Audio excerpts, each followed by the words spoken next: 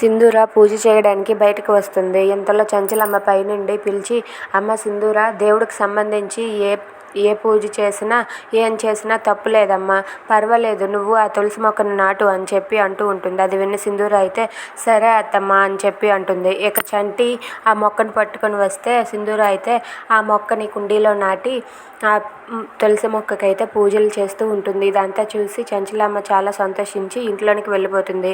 ఇక చంటి సింధూర అలా మొక్కను నాటి మొక్కకు పూజలు చేస్తూ ఉంటారు. చంటి కూడా ఆ తులసమ్మకి దండం పెట్టుకుంటూ ఉంటాడు. ఇక సింధూర ఆ మొక్కకు పూజ చేస్తూ ఉండగా ఇంతలో ఒక కారు వచ్చి ఆగుతుంది. ఆ కారులో నుండి ఒక ఆయన అయితే వచ్చి దిగుతాడు. దిగి చంచలమ్మ ఇంటి వైపు చూస్తూ చంచలమ్మ ఇంటికే వస్తాడు. అది చూసి అక్కడ ఉన్న వాళ్ళంతా అలా చూస్తూ ఉండిపోతారు. ఎవరు ఈయన అని చెప్పి ఆ పాలేరులు అయితే అలా చూస్తూ ఉంటారు. ఇక సింధూర ఆ తులసి మొక్కకు పూజలు చేస్తూ ఉంటే అక్కడ ఉన్న సింధూరాని ఆయన్ని చూసి ఒక్కసారిగా అలా తన స్పెట్స్ తీసి అలా సింధూర అందాన్ని చూసి మైమర్చిపోతాడు. ఏంటి ఈ అమ్మాయి ఎంత అందంగా ఉంది అని చెప్పి అనుకుంటూ ఉంటాడు.